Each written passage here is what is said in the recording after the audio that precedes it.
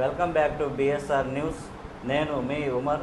ప్రస్తుతం మనం తాళ్ళూరు మండలం తూర్పు గంగవరం గవర్నమెంట్ హాస్పిటల్లో ఉన్నామండి. ఇక్కడ డాక్టర్ గారు ఉన్నారు.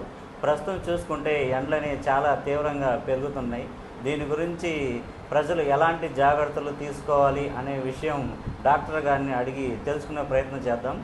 చెప్పండి మేడం, ప్రస్తుతం అయితే ఎండలు చాలా తీవ్రంగా పెరుగుతున్నాయి. ప్రజలు చాలా ఇబ్బంది పడుతున్నారు. చాలామంది వైద్య నిపుణులు ప్రజలను బయటకు కూడా రావద్దు అని చెప్తున్నారు. దీని గురించి మీరు ప్రజలకు ఏం చెప్తారు? ఫస్ట్ ఆఫ్ ఆల్ అందరికీ నమస్కారం అండి. నా పేరు డాక్టర్ మౌనిక. మెడికల్ ఆఫీసర్ ప్రాథమిక ఆరోగ్య కేంద్రం ఈస్ట్ గంగవరంలో పనిచేస్తున్నాను.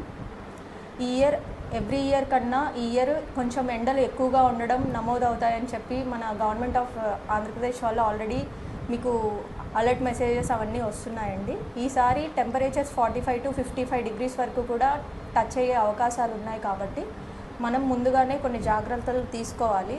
ముఖ్యంగా చిన్నపిల్లలు, గర్భిణీ స్త్రీలు, ముసలి వాళ్ళు అంటే మోర్ దెన్ 60 years ఉన్న వయసు వాళ్ళు చాలా జాగ్రత్తగా ఉండాలి. మెయిన్గా 11 to 4 ఉన్న ఎండకి బయటకు రాకుండా ఉండడం, అంటే ఆరు బయట ఎక్కువగా శ్రమించే వర్క్స్ కానీ అలాంటివి చేయకపోవడం మంచిది. చిన్నపిల్లలైతే అసలు 11 to 4 బయటకి రాకపోతే చాలా బెటర్గా ఉంటుంది. కొంచెం వాటర్ కానీ అలాంటివి ఎక్కువగా తీసుకోవడం, మజ్జిగ, వాటర్, కొబ్బరి నీళ్ళు. ఒకవేళ ఏమన్నా ఇబ్బందిగా ఉంటే ఓఆర్ఎస్ ఫ్లూయిడ్, మన దగ్గర ఓఆర్ఎస్ శాచెట్స్ దొరుకుతాయి, అవి తీసుకొని కలుపుకొని తాగడం కానీ ఇలాంటివి చేస్తూ ఉండడం వల్ల బాడీ అనేది హైడ్రేటెడ్ ఉండి మనం ఈ ఎండల్ని కొంచెం అధిగమించే ఛాన్సెస్ ఉన్నాయి. మెయిన్గా బయట కన్స్ట్రక్షన్ వర్కర్స్ కానీ లేకపోతే మన ఎక్కువ వ్యవసాయ ఆధారిత ఏరియా కాబట్టి వ్యవసాయ పనులు కూడా ఈ మధ్య కొంచెం ఎక్కువగానే ఉంటాయి. ఆ పనులకు వెళ్ళినప్పుడు కొంచెం జాగ్రత్తలు పాటిస్తూ ఎక్కువ ఎండ ఉన్న టైంలో పనులు చేయకుండా నీడ టైంలోనే అంటే మార్నింగ్ 10 లోపు లేదా ఈవినింగ్ 4 తర్వాత బయటకు వెళ్ళి పనులు చేసుకోవడం కానీ ఇలాంటివి చేస్తే మంచిది. వీలున్నంత వరకు బయట ప్రయాణాలను వాటిని కూడా అవాయిడ్ చేస్తే చాలా మంచిదండి. దాంతోపాటుగా ఒకవేళ ఇంకా కంపల్సరీ ప్రయాణాలు చేయవలసి వస్తే వాళ్ళ తోడుగా ఖచ్చితంగా గొడుగు కానీ లేదా క్యాప్ అలాంటివి తీసుకొని ఒక వాటర్ బాటిల్ ఖచ్చితంగా క్యారీ చేయడం మంచిది.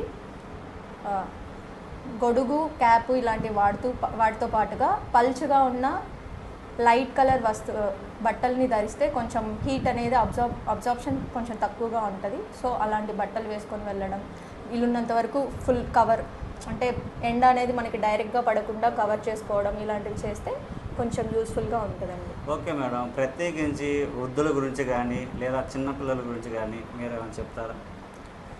చిన్నపిల్లల గురించి ఇందాక చెప్పినట్టుగానే వాళ్ళని ఇప్పుడు అందరూ సమ్మర్ హాలిడేస్కి ఇంట్లలో ఉండడం ఇలాంటివి చేస్తూ ఉంటారు.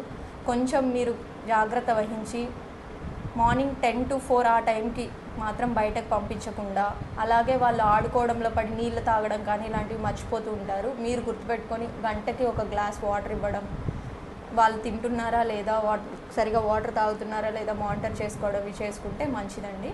అలాగే గర్భవతులు కూడా కొంచెం జాగ్రత్తగా ఉండాలి.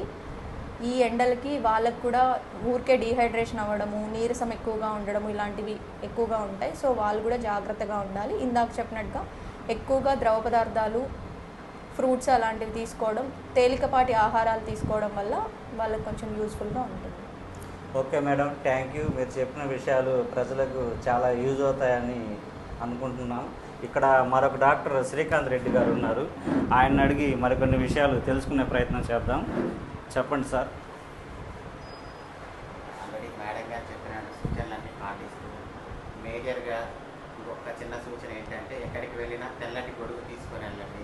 సో సూర్యకిరణాలు రిఫ్లెక్షన్ అనేది ఉంటుంది, డైరెక్ట్గా మన మీద పడుతున్నాయి. నల్లటి గొడుగులు కాకుండా తెల్లటి వస్తువులు తీసుకెళ్ళాలి. గొడుగు కానీ గుడ్డ కానీ ఏదైనా సరే కప్పుకొని వెళ్తే సూర్యకిరణాలు డైరెక్ట్గా తాకకుండా ఉంటాయి. ఎలాంటి ఆరోగ్య సమస్యలు ఎటువంటి వచ్చినా కూడా వెంటనే మీ నియర్ బై ప్రభుత్వ ఆసుపత్రులను సంప్రదించండి. ఇమ్మీడియట్ ట్రీట్మెంట్ తీసుకోండి. ఐవీ ఫ్లూయిడ్స్ కానీ ఓఆర్ఎస్ ప్యాకెట్స్ కానీ అన్నీ ఎప్పుడు అవైలబుల్ ఉంటాయి. 24/7 ఎప్పుడైనా రావచ్చు, ట్రీట్మెంట్ తీసుకోవచ్చు.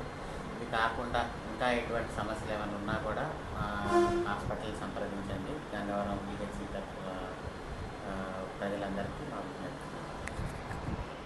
థ్యాంక్ యూ అండి. ప్రజలకైతే ఇక్కడ చాలా చక్కటి సమాచారం అయితే అందించారు. చూస్తూనే ఉండండి బిఎస్ఆర్ న్యూస్.